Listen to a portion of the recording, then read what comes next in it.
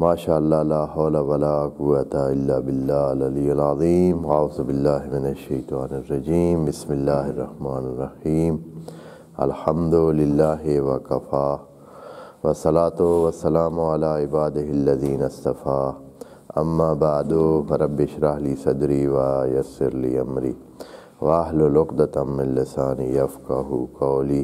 وقل رب ادخلنی مدخل صدق واخرجنی مخرج صدق واجعل لی من لدنک سلطانا نصیرا بسم اللہ وباللہ وتوکلت علی اللہ۔ قال اللہ تبارک و تعالی فی سورۃ البقرہ آیت نمبر 260 اعوذ باللہ من الشیطان الرجیم بسم اللہ الرحمن الرحیم وَإِذْ قَالَ إِبْرَاهِيمُ رَبِّ أَرِنِي كَيْفَ تُحْيِي الْمَوْتَىٰ قَالَ أَوَلَمْ تُؤْمِنْ قَالَ بَلَىٰ وَلَٰكِنْ لِيَطْمَئِنَّ قَلْبِي قَالَ فَخُذْ أَرْبَعَةً مِنَ الطَّيْرِ فَصُرْهُنَّ إِلَيْكَ ثُمَّ اجْعَلْ عَلَىٰ كُلِّ جَبَلٍ مِّنْهُنَّ جُزْءًا ثُمَّ ادْعُهُنَّ يَأْتِينَكَ سعیا واللہ وَاعْلَمْ ان اللہ عزیز حکیم صدق اللہ العظیم۔ اس آیت میں جو کہ قیامت کے حوالے سے کافی مہم بلکہ حالات بعد الموت کے حوالے سے بہت مہم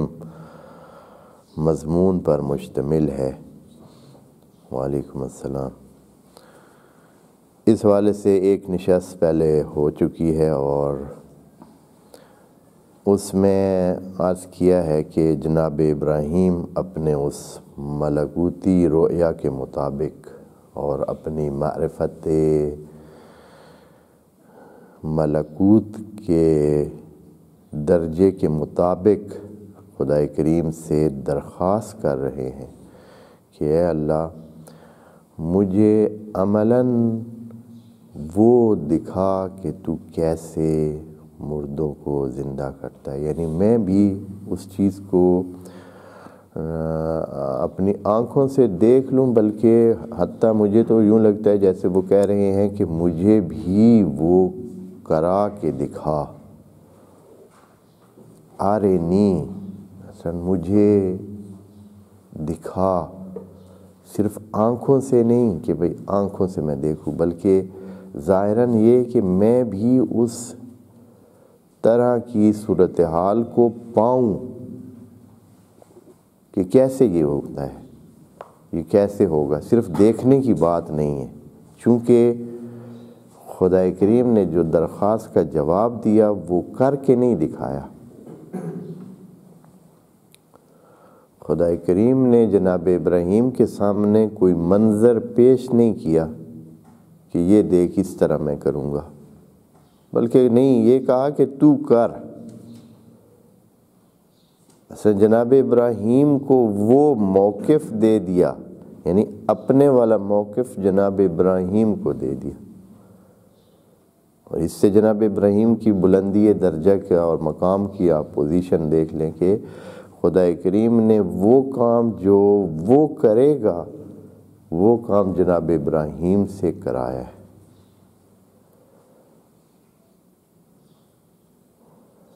اور کس طرح کرایا ہے، جو سوال ہے اس کو دیکھیں، پھر ہم جواب سے صحیح مستفید ہوں گے کہ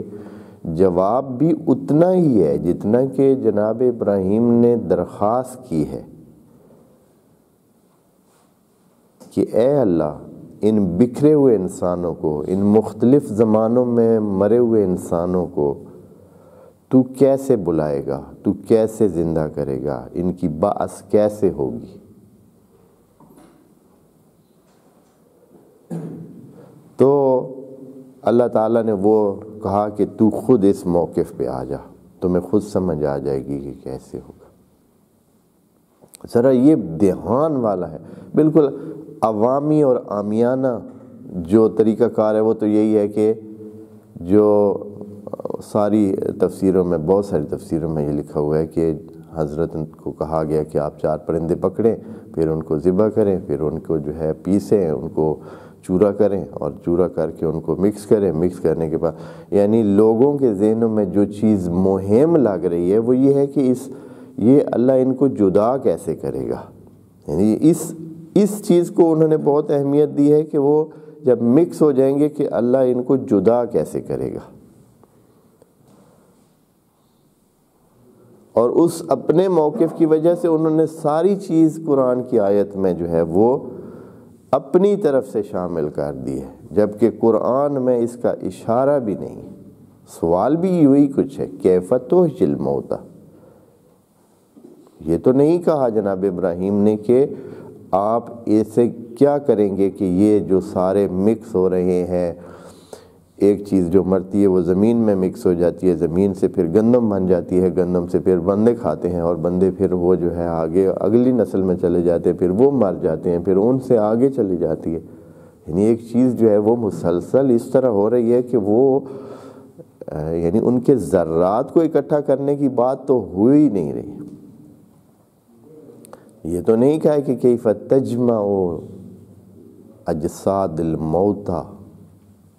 کیف تحیی الموتى، کیسے آپ ان مردوں کو زندہ کریں گے، کیسے بلائیں گے، کیسے بعث کریں گے، کیونکہ یوم یبعثون یعنی اس دن جب سب کو بعث کیا جائے گا، کھڑا کر دیا جائے گا، بلا لیا جائے گا۔ یہاں جو چیزیں رہ گئی تھیں آیت میں، آیت حالانکہ کافی حد تک ہم نے اس کے بات کر دی تھی، لیکن جو چیزیں رہ گئی تھی وہ تو جناب ابراہیم کو حکم ہوا کہ آپ 4 پرندے پکڑیں، اربعۃ من الطیر، اب یہ کہ کوئی بھی 4 پرندے، فَسُرْهُنَّ إِلَيْكَ، پھر ان کو اپنے ساتھ مانوس کرنا ہے۔ مانوس الیکا سے بھی پتہ چل رہا ہے، اور فَسُرْهُنَّ کا معنی بھی یہ ہے کہ اپنی طرف متمائل کر، یعنی وہ ایسے ہوں کہ آپ کو پہچانیں، آپ ان کو پہچانیں۔ اور پھر حتیٰ جب ادعوہن جب آگے ہے، اس کا معنی یہ ہے کہ آپ ان کے حتیٰ نام تک بھی رکھ دیں، آپ وہ بلائیں گے، آپ ان کا عمومی نام تو نہیں بلائیں گے۔ اگر مرغ ہے تو آپ مثلا کہیں کہ مرغا، یہ تو نہیں بلائیں گے، آپ اس کا وہ جو مانوس نام ہے وہ بلائیں گے، یعنی آپ کے لیے وہ ایک پوری شناخت رکھتا ہوگا۔ اچھا، یہاں 1-2 اور باتیں بھی سامنے آتی ہیں۔ ایک یہ ہے کہ یہ سوال چونکہ مردہ کو زندہ کرنے کا ہے، کیف تحیی الموتیٰ، اس کا مطلب یہ ہے کہ ان کو مارنا تو ہے، کیونکہ مرے ہوئے ہوں گے تو پھر جناب ابراہیم کا جواب ملے گا۔ مارنے کا حکم تو موجود ہے، بس یہ مرے ہوئے ہیں۔ پھر وہ جو جز کا معنی کیا ہے دوستوں کے سامنے کہ یہ قیمہ بنانے کی، چورا بنانے کی، پیسنے کی کوئی بات یہاں نہیں ہے۔ اللہ نے کہا ہے کہ پھر ان کی ایک جز ادھر رکھو۔ جب انسان مرتا ہے اس کی 2 جز میں سے ایک جز کو دفنا دیتے ہیں، ایک جز تو دفن نہیں ہوتی ہے۔ جو جز دفن ہوتی ہے وہ جسم ہوتا ہے، اور جو باقی رہ جاتی ہے جو دفن ہونے کے قابل ہی نہیں ہے، جس کو ابھی بھی بلایا جاتا ہے، اور آپ بھی بلاتے ہیں، آپ بھی جب بات کرتے ہیں تو اس کے نام سے بات کرتے ہیں، اس کے روح سے بات کرتے ہیں، جسم تو نہیں سنتا ہے، اسی کے ساتھ بات کی جاتی ہے۔ تو یہاں بھی خدا کریم نے یہ بات کہہ کر ثم ادعوہن، ایک بہت بڑے سوال کا جواب دیا ہے، جو ابھی ہمارے مسلمانوں میں فرقہ بندی کا، فرقوں میں اپنے اعتقادی تقسیم کا بھی باعث بنا ہوا ہے۔ کیا کہ آیا مردوں کے ساتھ بات ہو سکتی ہے یا نہیں؟ مردے ہماری بات سنتے ہیں یا نہیں سنتے؟ جو اس دنیا سے چلے جاتے ہیں، آیا وہ ہماری بات سنتے ہیں یا نہیں سنتے؟ یہاں خدا کریم ان مردہ پرندوں کو دور پہاڑوں پہ رکھوا کر جناب ابراہیم کو دور سے، اور اس میں کتنی باتیں آ جاتی ہیں، صرف ایک بات نہیں کہ قریب ہو، قریب ہونا بھی شرط نہیں ہے۔ آپ کسی مردے کو بلا سکتے ہیں، قریب ہونا بھی شرط نہیں ہے۔ پرندے جو ہے وہ پہاڑوں پہ پڑے ہیں تو وہ مردہ حالت میں ہی پڑے ہیں۔ اب مردہ حالت میں پڑے ہیں تو جناب ابراہیم یہاں سے ان کو بلا رہے ہیں۔ جناب ابراہیم خدا نہیں ہے،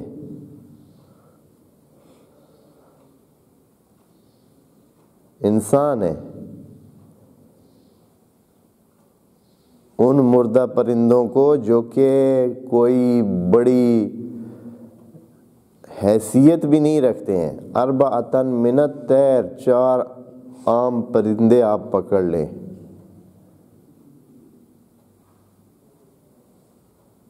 اور ان کو جناب ابراہیم بلائیں گے، اور اللہ تعالیٰ فرما رہا ہے کہ یاتینک سعیا، وہ آ جائیں گے۔ آواز بھی نہیں سن رہے ہیں وہ، آواز کیسے سنتے؟ وہ تو پہاڑوں پہ رکھے ہوئے ہیں۔ یہ تو نہیں کہا کہ آپ ادھر سے ہی پہاڑ کے ساتھ ہی کھڑے ہو کر آپ نے آواز ان کو دینی ہے۔ مطلب یہ ہے کہ آپ اپنے جگہ جہاں آپ رہتے ہیں آپ ان کو پہاڑوں پہ رکھ کے آ جائیں، پھر آپ بلائیں ان کو۔ اس سے ایک اور چیز بھی پتہ چلتی ہے، یہ فسور ہنہ میں یہ چیز مخفی ہے، وہ یہ ہے کہ انسانوں کی روحیں یا جس چیز کی بھی جو روح ہوتی ہے وہ اسی ایریا میں ہی برقرار ہوتی ہے۔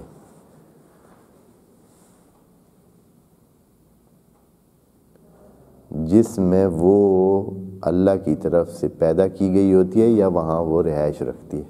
یا جہاں اس کا جثہ ہوتا ہے، اس جثے کے آس پاس میں ہی روح اپنا ٹھکانہ رکھتی ہے۔ جہاں اس کا جسمان ہوتا ہے، اس کی لاش دفن ہوتی ہے یا لاش موجود ہوتی ہے، اس کا روح بھی ادھر ہی ہوتا ہے۔ تبھی تو ان پرندوں کو جناب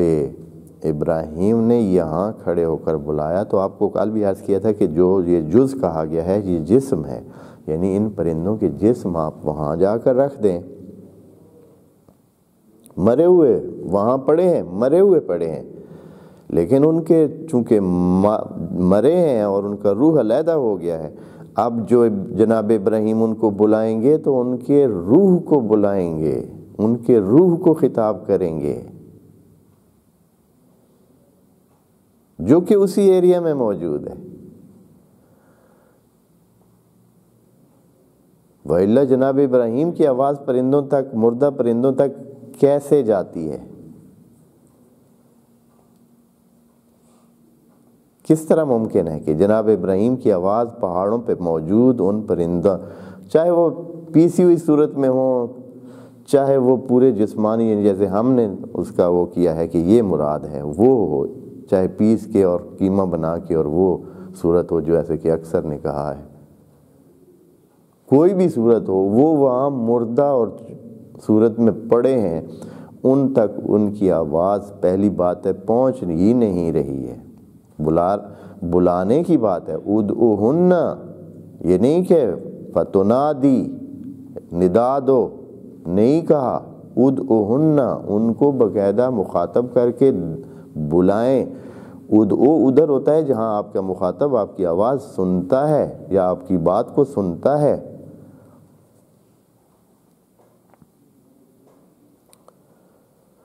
تو یہاں خدا کریم فرما رہا ہے کہ ثم جعل علی کل جبل منہن جزءا، ایک جز ادھر قرار دے، دوسری جز کی بات نہیں کی کہ وہ کدھر ہو۔ ثم ادعوہن، پھر آپ ان کو بلائیں۔ اس کی جو صحیح، اور اسی طرح اسی چیز کو بے عینی خدائے کریم کے سامنے، یعنی خدائے کریم کا جو طریقہ کار ہے وہ بھی یہی ہے، مردے جدھر پڑے رہیں، یعنی ان کے جسمان اور لاشیں اور یہ جو میت کے وہ جنازے ہیں وہ جدھر مرضی ہے پڑے رہیں، زمین کے جس جگہ پہ پڑے رہیں، لیکن جو روح ہے جب خدائے کریم بلائے گا، چونکہ وہ ہر جگہ حاضر ہے،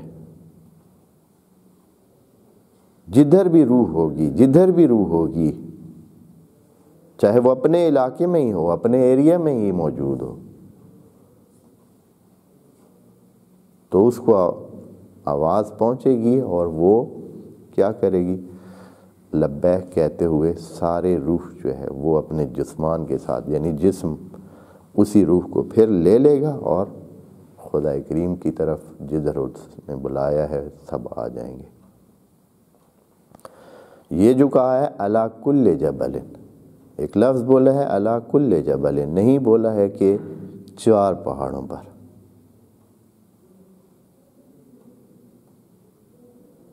پرندے تو 4 ہی تھے،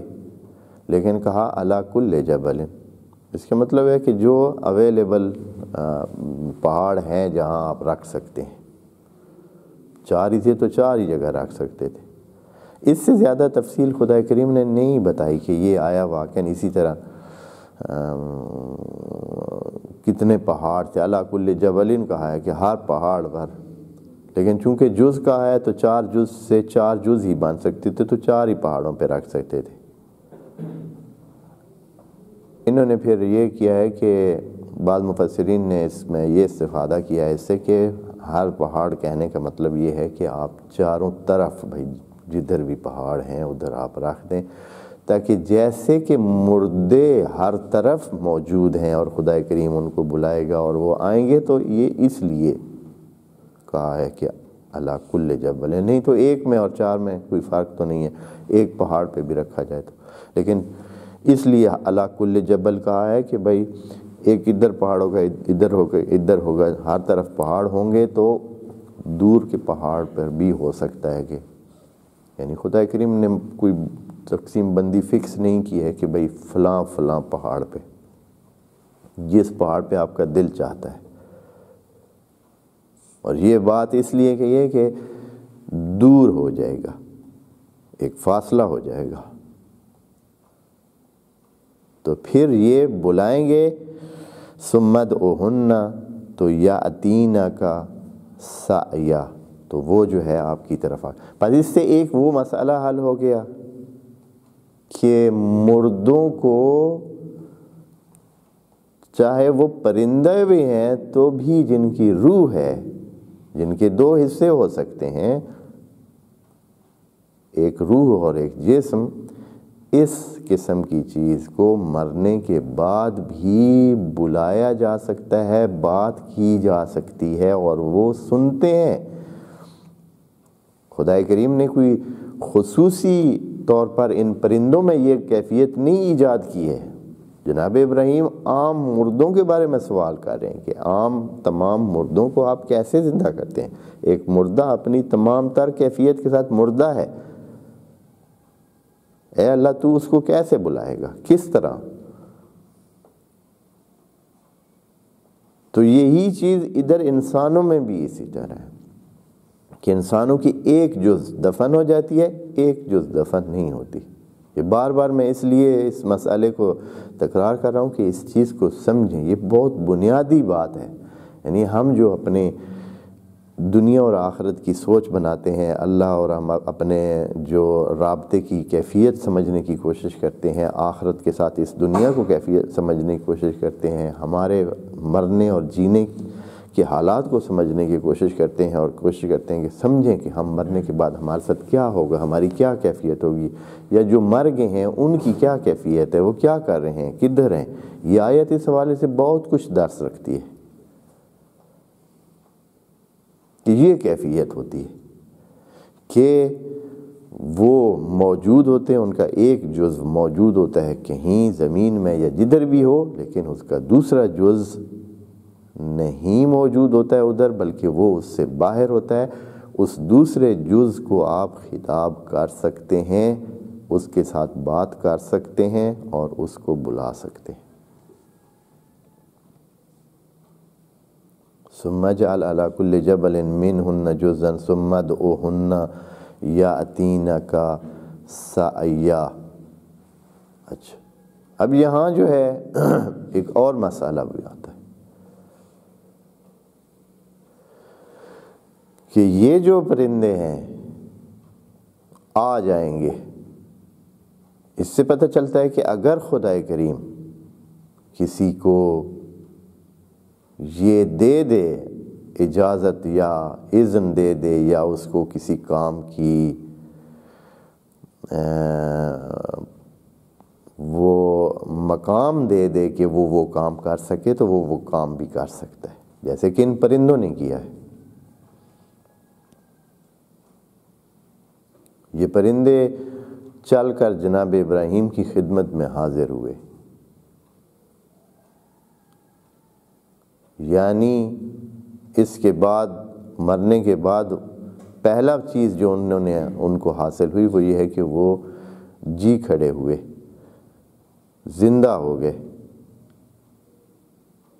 جناب ابراہیم کے بلانے پر وہ پرندے زندہ ہو گئے اذن الہی سے۔ یقیناً اللہ نے ان کو اذن دیا، جناب ابراہیم کو یہ موقف دیا کہ ان میں وہ طاقت ہو، ان میں وہ سلسلہ ہو کہ وہ جب بلائیں تو پرندے یوں ہی سمجھیں جیسے ان کو خدا کریم کی طرف سے بلاوا ملا ہے، اور پھر انہوں نے وہ کام کیا جو انہوں نے کیا۔ پس اس سے یہ پتہ چلتا ہے کہ اگر خدا کریم اذن دے کسی کو تو وہ کچھ بھی کر سکتا ہے، اور اللہ اذن اپنے بندوں کو دیتا ہے۔ ثم جعل على كل جبل منهن جزءا ثم ادعوهن يأتينك سعيا، آ جائیں گے آپ کے پاس سعيا، یعنی سعی کہتے ہیں جب کوئی کام آدمی کوشش کر کے، جو عمل کوشش کر کے، یعنی تھوڑی سی ہمت کر کے خود اپنے ارادے سے کوئی کام کرے تو اس کو کہتے ہیں سعی، یعنی وہ اپنے ارادے سے آ جائیں گے۔ یہ سعین خدا کریم نے یہاں اس لیے کہا ہے کہ ایسے نہیں ہے کہ بھائی میں اپنی قدرت سے، میں اپنی طاقت سے ان کو آپ تک پہنچاؤں گا، اس لیے کہ خدا کریم تو قادر مطلق ہے، اس نے ساری سیٹنگ کیا ہو کہ جب بھی جناب ابراہیم آواز دیں تو یہ مردہ پرندے اٹھ کر جناب ابراہیم کے پاس پہنچ جائیں۔ یہ نہیں، یعنی یہ پرندے خود ہی اپنی زندگی سے، یعنی زندہ ہو کر، جیسے کہ کوئی انسان اپنا جو زندہ ہوتا ہے، ایک مردہ ہوتا ہے، وہ سعی کر کے نہیں جاتا ہے قبرستان میں، انسان جو دفن کرنے کے لیے لوگ جاتے ہیں تو وہ مردہ کو لے جاتے ہیں، انسان جو لے جاتے ہیں وہ سعین جاتے ہیں، لیکن وہ جو مردہ ان کے کندھوں پہ جاتا ہے وہ کیسے جاتا ہے؟ وہ سعین نہیں جاتا ہے، وہ تو جیسے کہتے ہیں کہ مجبوراً جاتا ہے، وہ تو ایک قسم کا محمولاً جاتا ہے، سعین نہیں جاتا ہے۔ اس نے کوئی سعی نہیں کی ہے، اس نے کوئی زحمت نہیں کی ہے، اس نے کوئی چاہا ہی نہیں ہے، اس کو پتہ ہی نہیں ہے، اس کے ساتھ جو کچھ ہو رہا ہے وہ دوسروں کی مرضی سے ہو رہا ہے، اس کی مرضی سے نہیں ہو رہا ہے۔ بس یہ پرندے جب آئیں گے جناب ابراہیم کے پاس، اڑ کے کہیں اور نہیں جائیں گے، جناب ابراہیم بلائیں گے، ان کو زندگی ملے گی، یعنی جناب ابراہیم کا بلانا ان کو زندگی پھونکنے کے برابر ہے، یعنی ایسے ہی ہے جیسے کہ سور میں پھونکا جائے گا، جب سور میں پھونکا جائے گا تو روح جو ہے وہ واپس تمام بدنوں کو مل جائے گی، جیسے ہی تمام بدنوں کو وہ روح ملے گی وہ وہاں سے ہی زندہ ہو کر اٹھ کر جو ہے چلے آئیں گے۔ یہاں بھی خدا کریم فرما رہا ہے کہ یاتینا کا سایہ، وہ اپنی مرضی سے، اپنی طریقے سے، جیسے کہ کوئی سعی کرتا ہے، یہ نہیں کہ ان کو حمل کیا جائے گا، ان کو اٹھا کے یہاں آپ تک پہنچایا جائے گا، یعنی خدا کریم یہ کہنا چاہتا ہے کہ یہ میری طرف سے سیٹ کیا ہوا اس طرح نہیں ہوگا کہ بھائی وہ آپ کے پاس پہنچ جائیں، کن فیکون کے ذریعے نہیں پہنچیں گے، بلکہ سعین پہنچیں گے، یعنی اپنے طریقے سے، جس طرح وہ پرندے پرواز کرتے ہیں۔ مثلا اگر آپ نے اڑنے والا پرندہ پکڑ کے یہ کام کیا تھا تو وہ اڑ کر آئے گا، اگر آپ نے چلنے والا پرندہ وہاں رکھا تھا تو وہ چل کر آئے گا۔ سارے پرندے تو اڑ نہیں سکتے، مثلا اگر مرغ رکھا ہے تو مرغہ تو اڑ کے نہیں آئے گا، وہ کیسے آئے گا؟ سعین آئے گا، یعنی جو طریقہ اس کا ہے چلنے کا، جس طریقے سے وہ فاصلہ طے کرتا ہے اس طرح آئے گا۔ سعین کا معنی یہ ہے۔ یہاں یار لوگوں نے اپنے طریقے سے اس کے معنی کیا ہے کہ یہاں مثلا تیزی سے آپ کے پاس آ جائیں گے، تیزی سے آ جائیں گے، یعنی سعین کا معنی یہاں اس میں تیزی سے کر دیے۔ تیزی سے نہیں ہے، سعین سمجھنے کی بات ہے۔ خدا کریم نے کوئی لفظ بلا وجہ ایسے خام خواہ نہیں رکھا ہے، یا ایسے ہی بس عبارت کو خوبصورت بنانے کے لیے نہیں رکھا ہے۔ سعین یعنی اپنی مرضی سے، جیسے کہ وہ عام روٹین میں سعی کر کے اپنی زندگی کرتے ہیں، اور آپ روٹین میں ایک زندہ انسان اپنے ارادے سے، اپنے مرضی سے چلتا ہے اور آتا ہے، اس طرح ہو تو وہ بھی اپنے طریقے سے،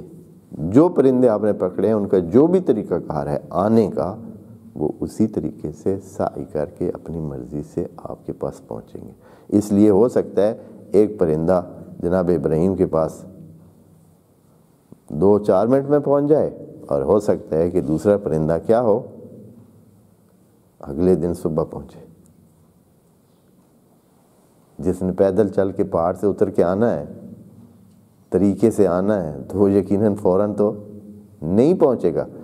اللہ نے یہ انتظام تو نہیں کرنا ہے کہ اٹھا کے وہاں سے فوراً اس کے لیے سارے چیزیں سیٹ کر دے تاکہ مرغہ بھی جو ہے وہ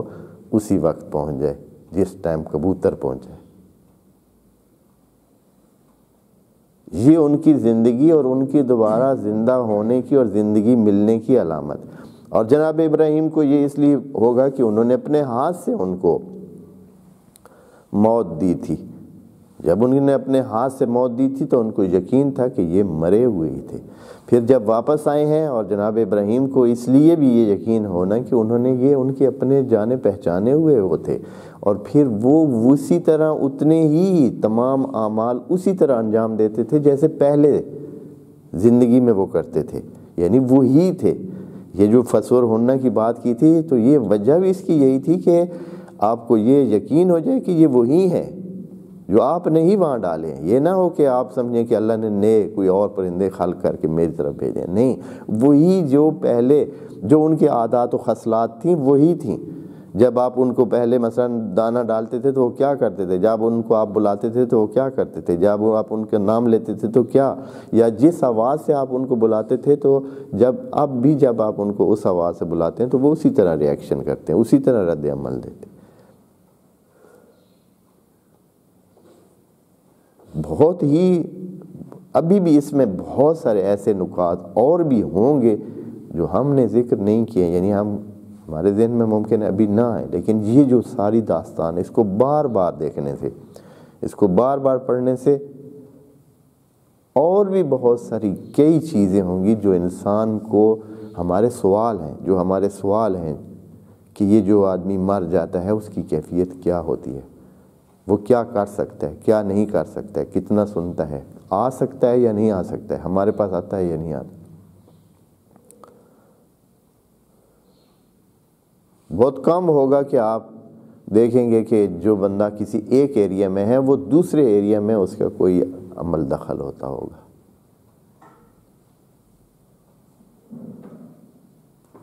مرنے کے بعد وہ بندہ اس ایریا میں، اس علاقے میں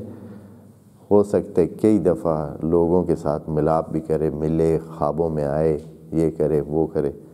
لیکن یہ ہے کہ وہ اس ایریا سے باہر نہیں ہوگا، بہت کم ہوگا، مگر یہ کہ اس کی روح اتنی بلند ہو، اتنی بالا ہو کہ وہ یہ کام کرے۔ اور یہ جو جناب ابراہیم کے ساتھ یہ کیا گیا کہ پہاڑوں کے ساتھ ان کو وابستہ کیا گیا، شاید پرندے ہونے کی وجہ سے ان کو پہاڑوں پہ رکھوایا گیا کہ پرندے اپنے جو جسمان ہیں، آپ کو پتہ ہے نا، یہ ایک اور علیحدہ، اس پرندوں کے حوالے سے ایک اور علیحدہ بات ہے جو اس قرآن سے مربوط نہیں ہے، لیکن میں ویسے آپ کو بات کروں کہ پرندوں کے جسمان آپ نے کبھی نہیں دیکھے ہوں گے۔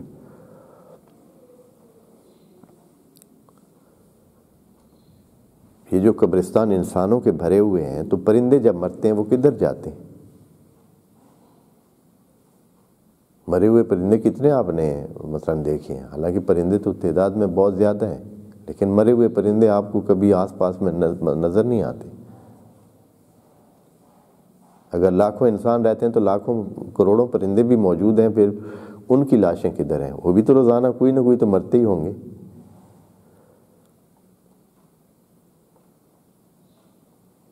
پھر کدھر جاتے ہیں وہ؟ یہ پرندے جیسے کہ بتایا گیا ہے کہ یہ رخ کرتے ہیں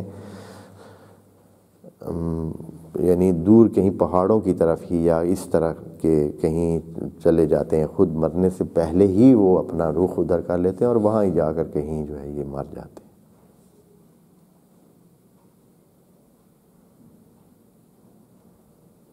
یعنی خود انسانوں سے اوجھل کسی جگہ پہ چلے جاتے ہیں اور وہاں مر جاتے ہیں۔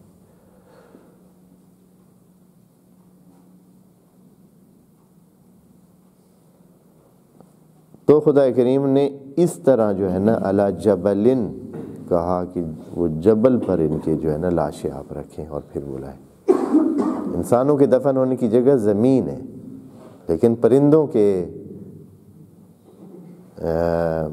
آخری ٹھکانہ شاید ان کا پہاڑ یا اونچی جگہ ہوں گی، ہوگا، ایسے ہو سکتا ہے۔ پرندوں میں بھی نیچرلی خدا نے وہ چیز رکھی ہوگی کہ جب مریں تو وہ کیا کریں۔ اب یہ ہے کہ یہ تو انسانوں کو پرندوں نے ہی سکھایا تھا کہ آپ اپنے مردے کیسے دفن کریں، مردوں کا آپ نے کرنا کیا ہے۔ یہ ہمارے استاد اس بارے میں کون ہے؟ پرندے ہیں قرآن کے مطابق۔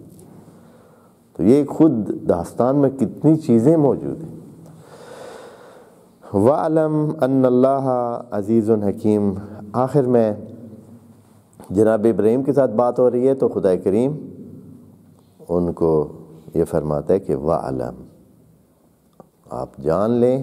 بلکہ آپ اس علم تک آپ پہنچ گئے ہیں کہ ان اللہ عزیز حکیم، اللہ کے کام بڑے پیڑے ہیں اور بڑی ہی حکمت والے ہیں، بڑے ہی دانش مندانہ، اور کسی حکیم کا مطلب ہوتا ہے کہ اس کام میں کوئی لوپ نہیں ہے، اس کام میں کوئی کمزوری نہیں ہے، اس کام میں ہر حوالے سے فکس اور بہت فٹ اور بہت ہی مستحکم انجام دیا گیا ہے۔ عزیز کا مطلب ہے کہ خود مستحکم ہونا، حکیم کا مطلب ہوتا ہے کہ کاموں کا مستحکم ہونا۔ یعنی عزیز اندرونی حالت کو بتاتا ہے اور حکیم بیرونی حالت کو بتاتا ہے۔ عزیز جو خود سے مضبوط ہے، خود ہی مضبوط ہے، یعنی اس کے اندر کوئی خلا نہیں ہے، کوئی کمزوری نہیں ہے، کوئی مغلوبیت نہیں ہے، اور حکیم یعنی جو وہ کرتا ہے، جو اس سے باہر آتا ہے، جو اس کے ریئیکشن، جو اس کے ایکشن ہے، جو اس کے عمل ہے، وہ اس انداز کا ہے کہ اس میں کوئی کمزوری اور نقص نہیں ہے۔ خوب یہ آیت یہاں ختم ہو جاتی ہے، اور یہاں تقریباً ہم کہہ سکتے ہیں کہ آیت الکرسی کا اینڈ ہے۔ آیت الکرسی اور اس کے تمام مضمون اور اس کی تفصیلات کا جو آخری یعنی مثالوں سمیت جو ہے وہ یہاں تک ہے۔ اس کے بعد پھر ہم پلٹیں گے کدھر؟ اگلی آیت میں وہ تلک الرسل فضلنا بعضهم علی بعض کے بعد اللہ نے کہا تھا کہ ان میں امت میں اختلاف ہوگا، اور امت کے اختلاف کا جو علاج اللہ نے بتایا تھا وہ کیا تھا؟ انفقوا مما رزقناکم۔ اس کا علاج یہ تھا کہ آپ جو آپ کے پاس ہے وہ دینے کی کوشش کریں، لینے، حاصل کرنے اور پانے کے لیے امید نہ رکھیں۔ جب یہ صورتحال آپ کی ہوگی تو آپ کم از کم اختلافات کا حصہ نہیں ہوں گے۔ آپ اس طرح رکھیں زندگی کو، آپ کو کوئی اختلاف، کسی کے اختلاف میں آپ پڑ ہی نہیں سکتے۔ پھر صرف آپ کیا کریں کہ جو آپ کو رزق اللہ نے دیا ہے، جو صلاحیتیں دی ہیں وہ دینے کی کوشش کریں۔ کسی سے توقع نہ رکھیں، کسی سے لینے کی آپ کسی سے توقع نہ رکھیں کہ وہ سمجھے۔ یہ انشاءاللہ آگے جب آیت آئے گی تو عرض کریں گے۔ والسلام علیکم ورحمۃ اللہ وبرکاتہ۔